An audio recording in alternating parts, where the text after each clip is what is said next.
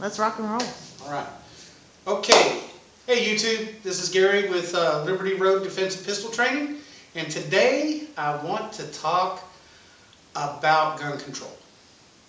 First, let's talk about what the founding documents of the United States have to say about gun control. Let's start with the Declaration of Independence. Now, the Declaration of Independence acknowledged that our rights to life, liberty, and the pursuit of happiness come from God. They specifically said a creator, and if you're a Christian like me, you know that creator to be God. Okay? They specifically said the creator, not the government. They did it for a reason. Okay? The reason that they did it is because things that require government permission are not rights. They're privileges. Okay? Let's move on into the Constitution. The Constitution specifically addresses the interaction between three separate groups of people. The first group is the federal government, which is made up of the legislative, the judicial, and the executive branches. Okay? Then there's the state governments, made up of whatever the state decides, however they decide to set up their government. And then there's the people. Okay, so you have three separate, distinct entities that are being talked about in the Constitution. It's important to look at it this way because if you don't, then the lines between what is acceptable for the government to do become blurred. Okay? After the Constitution was ratified, 10 amendments were added onto it. And these 10 amendments specifically protect the people's rights from the government. Okay? If I can get you to understand one thing about the United States Constitution, it's this. The United States Constitution is a limit on the government, not on the people. Okay? Now, let's move on to the 10 amendments. Let's talk specifically about the Second Amendment, because this is the one that deals with gun control. There should be no debate in this country about what is acceptable for the government to do and what is not acceptable for the government to do. Because the Second Amendment says it all. The right of the people to keep and bear arms shall not be infringed. Let's talk about some key words in the Second Amendment. The first key word is the militia. There's a lot of debate about who the militia is. We're sitting here in 2015 debating about something that has already been decided. And while it's not specific, the Constitution does not say the militia is the people specifically. Okay? So people who are too stupid to read anything else or like to muddle things up by interjecting modern terminology into 1776 document, they don't get this. But outside of the Constitution, many of the founding fathers were asked, well, who's the militia? And they all said the same thing. The militia is all of the people. Some of them even went so far as to say the militia is all of the people except the government. Okay? So, no, the militia has nothing to do with the government.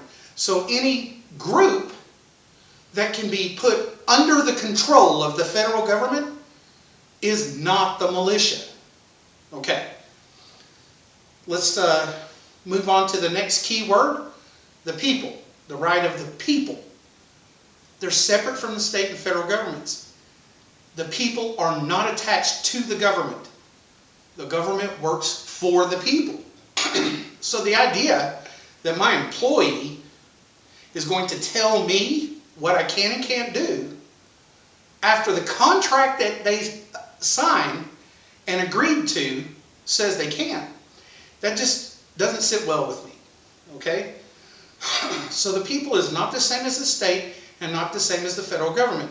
So when the Constitution says, when the Second Amendment says, the right of the people to keep and bear arms shall not be infringed, that specifically means the state and federal government will not infringe on the right of the people to keep and bear arms.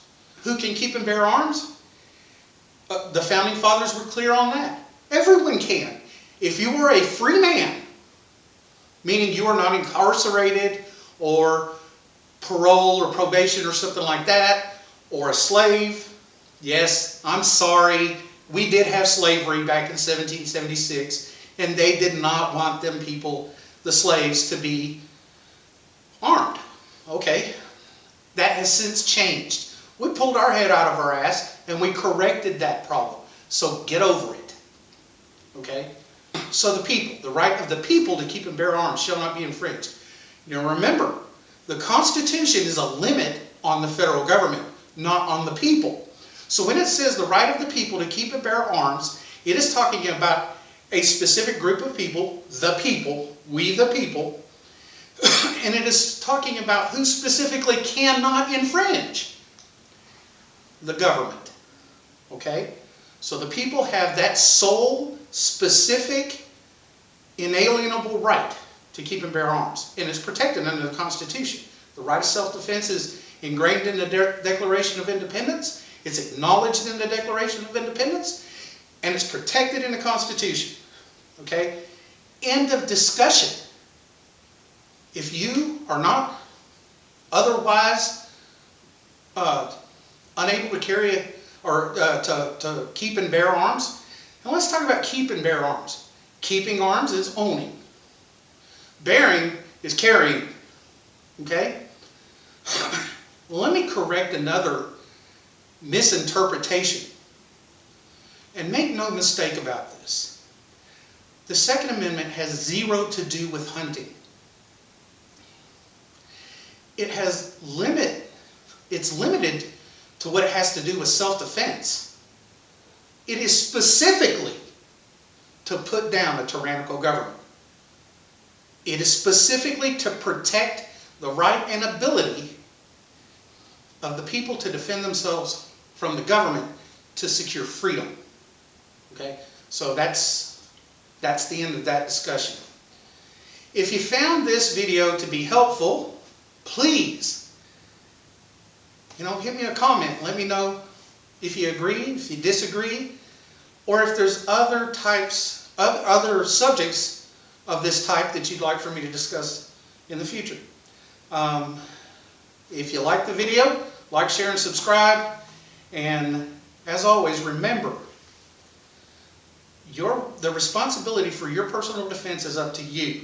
You can choose to be a victim, or you can choose to be your own first responder. It's your decision.